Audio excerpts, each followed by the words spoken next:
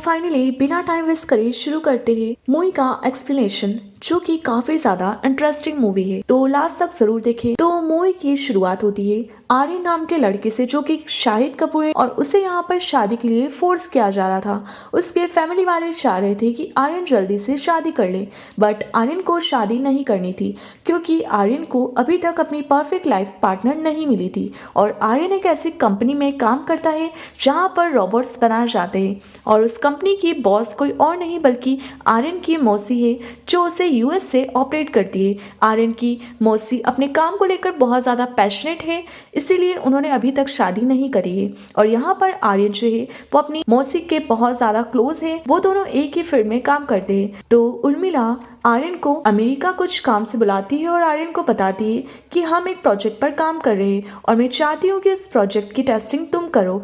Aryan America आता है और अपनी मौसी से मिलता है। अब वो दोनों उस प्रोजेक्ट पर डिस्कस कर रहे होते हैं, लेकिन उर्मिला कहती है कि अभी मुझे कुछ और प्रोजेक्ट पर वर्क करना है, तो तुम मेरे घर चले जाओ और वहाँ पर सिफ्रा तुम्हारा ख्याल रखेगी।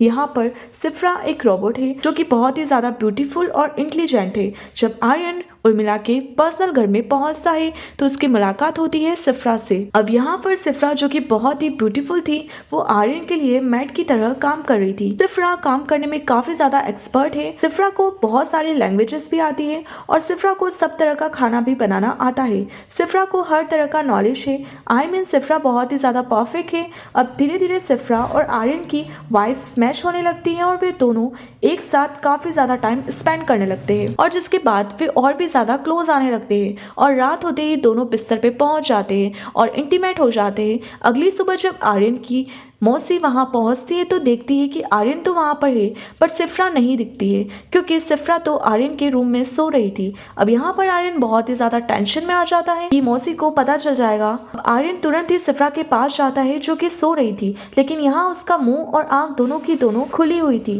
अभी यहाँ पर उसकी मौसी आ जाती है और वो कहती है कि उसकी बैटरी डिस्चार्ज हो चुकी है और फिर उर्मिला सिफ्रा को चार्ज करती है और धीरे धीरे उसकी बैटरी चार्ज होती है। ये सब देखकर आर्यन शॉक हो जाता है और उसे कुछ समझ नहीं आ रहा था कि हाउ इज़ पॉसिबल, क्योंकि उसके अंदर सिफ्रा के लिए फीलिंग्स और इमोशंस आने लगे थे और वो उसे पसंद करने लगा था।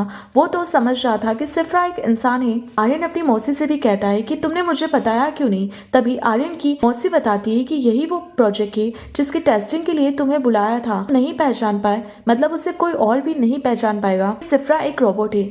अब आर्यन को सिफ्रा के लिए फीलिंग्स आने लगी थी तो वो फिर से मुंबई चला जाता है और अपनी फैमिली के पास वापस आ जाता है, पर वो सिफ्रा को अभी भी मिस कर रहा था। अब कुछ दिनों बाद आर्यन की माँ उसकी शादी के लिए उसके पीछे पड़ जाती है। ना चाहते हुए भी अब आर्यन को अपनी माँ की बात माननी पड़ती है और वो हाँ कर देता है। शादी के लिए कुछ दिनों बाद आर्यन की एंगेजमेंट होने वाली थी। यहाँ पर वो तैयार तो हुआ था पर उसका सगाई करने का बिल्कुल भी मन नहीं था। इस वजह से वह सगाई वाले दिन रात को वहाँ से भाग जाता है और अपने दादा को बताता है कि वो किसी और से प्यार करता है। वहाँ से दिल्ली भाग जाता है। यहाँ आर्यन की पूरी फैमिली को पता चल जाता है कि आर्यन किसी और लड़की से प्यार करता है, इसीलिए वो भाग गया था। अब आर्यन दिल्ली जाकर उर्मिला को कॉल करता है और कहता है कि सिफ्रा की टेस्टिंग एकदम सक्सेसफुल रही थी, इसलिए मैं चाहता हूँ कि सिफ्रा की टेस्टिंग अब इंडिया में भी हो।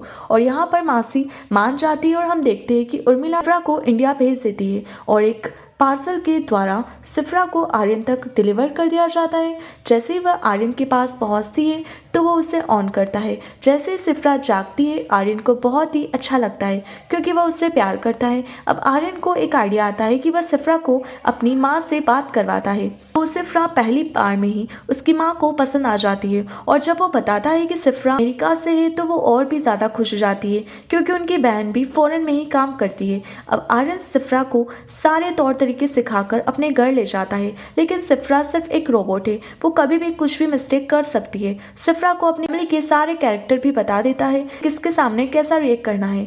तो अब सिफ्रा आर्यन की फैमिली वालों के साथ रहने लगती है और सभी को सिफ्रा बहुत ही ज़्यादा पसंद आने लगती है। अब खाना बनाने की बारी आती है तो हम देखते हैं कि सिफ्रा दोनों हाथों से खाना बना रही थी, क्योंकि अब वो एक रोबोट है इसलिए 4 घंटे के खाने को वो सिर्फ आधे घंटे में प्लीट कर रही थी, जिसे देखकर आर्यन की फैमिली वाले और भी ज़्यादा इंप्रेस हो जाते हैं। और आर्यन ने सबको बता दिया था कि सिफ्रा का इस दुनिया में कोई भी नहीं है, सिफ्रा एक अनाथ है। अब आर्यन अपने बेस्ट फ्रेंड मोंटी को सिफ्रा से मिलवाता है और मोंटी सिफ्रा को देखकर कहता है कि ये रोबोट तो नहीं हो सकती है। यहाँ मोंटी सिफ्रा से हाथ मिलाता है तो उससे पता चलता है कि ये सच में रोबोट है। सिफ्रा सबको बहुत ज़्यादा पसंद आ रही थी क्योंकि सिफ्रा एक रोबोट है और वो सब तरह से परफेक्ट है। अब कुछ समय बाद उनके घर पर एक पार्टी होती है, वहाँ पर सिफ्रा बहुत ज़्यादा तैयार होकर आती है। तब आर्यन की बुआ उसे देखकर कहती है कि लगता है कि तुम तो सारी दिल्ली में आग लगाने वाली हो। तो सिफ्रा को लगता है कि मुझे दिल्ली में सच में आग लगानी है और वो सीरियस हो जाती है इस बात को लेकर। आर्यन सही समय पर आकर उसे बताता है कि यह सिर्फ एक जोक था। अब वो पार्टी में डांस करते हैं, फुल एंजॉय करते हैं और अब यहाँ पार्टी के बाद सब जने अपनी होने वाली बहू को कुछ न कुछ मीठा खिलाने लगते हैं। लेकिन यहाँ अचानक से सिफ्रा की बैटरी डाउन हो जाती है और वो बेहोश हो जाती है और उन्हीं में से एक डॉक्टर भी होता है। वो देखता है कि सिफ्रा तो मर चुकी है क्योंकि वो सांस ही नहीं ले रही है। थोड़ी देर बाद आर्यन आता है और वो सिफ्रा को यहाँ से उठाकर डायरेक्ट अपने रूम में ले जाता है क्योंकि उसे मालूम था कि सिफ्रा की बैटरी डेड हो गई है। वह उसे चार्ज पर लगा देता है, जबकि आर्यन की पूरी फैमिली को लग रहा था कि सिफ्रा मर चुकी है। लेकिन कुछ समय बाद आर्यन सबको बताता है कि सिफ्रा को कुछ भी नहीं हुआ है, वो बिल्कुल ठीक है। कुछ दिन ऐसे ही चलता रहा और एक दिन हम देखते हैं कि आर्यन शराब पीकर आ जाता है और सिफ्रा अपने आप को अपडेट करना चाहती थी और कुछ प्रोग्राम्स को डाउनलोड करना चाहती थी और जब वो अपडेट करती है तो अगली सुबह वो सब कुछ भूल जाती है। अननोन फाइल डाउनलोड करने की वजह से उसकी याददाश्त चली जाती है और अब यहाँ पर आर्यन बहुत ही ज़्यादा टेंशन में आ जाता है कि अगर सिफ्रा पहले जैसे नहीं हुई तो वो अपनी फैमिली वालों को क्या जवाब देगा।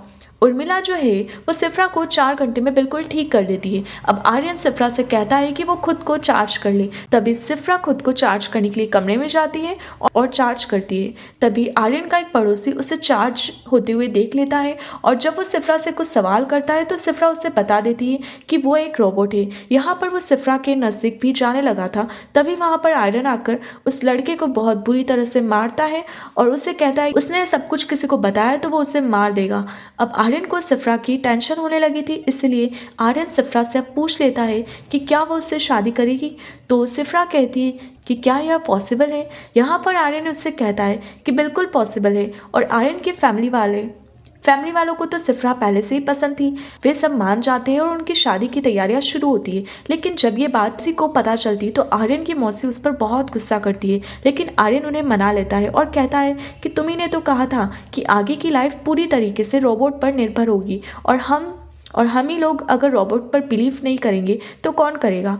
अब शादी की तैयारियां शुरू हो जाती है। आर्यन की फैमिली वाले इस शादी से बहुत ज़्यादा खुश थे और जब रात होती है तो हम देखते हैं कि सिफ्रा जब अपने आप को चार्ज पर लगाती है तो यहाँ पर कुछ अजीब सी चीज़ें होने लगती है और शॉर्ट सर्किट की वजह से यहाँ पर लाइट ऑन ऑफ होती है और जिस वजह से सिफ्रा की बॉडी में कुछ अलग तरह के करंट दौड़ जाते हैं और जिस वजह से वहाँ पर शॉर्ट सर्किट के कारण वह अलग अलग तरह के बिहेव करने लगती है। अब शादी वाले दिन सिफ्रा पुलिस स्टेशन पहुंच जाती है और टेक्निकल प्रॉब्लम आ जाती है। अब उससे जो कुछ भी चीज़ें मजाक में कही थी पहले वो सच करने लगी और उन सभी टास्क को कंप्लीट करने लगती है। जैसे धक धक करने लगा जिया वाले गाने पर उससे डांस करने के लिए मना करा था और वो ये डांस पूरी पब्लिक में करती है और पड़ोसी के लड़के ने उसे चार्ज होता हुआ देखा था, उससे लोग बिल्डिंग से नीचे फेंकने वाले थे तो वो भी ये सच कर देती है और उससे जाकर बिल्डिंग से नीचे फेंक देती है।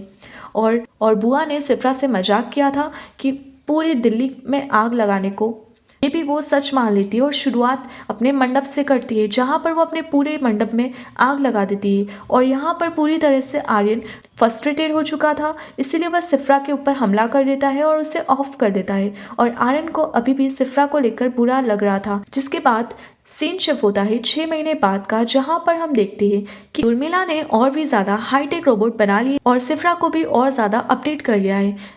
जब यहाँ सभी लोग मौजूद थे तो आर्यन जो है वो जानवी कपूर से बात करने लगता है और वो काफ़ी देर तक बात करते हैं।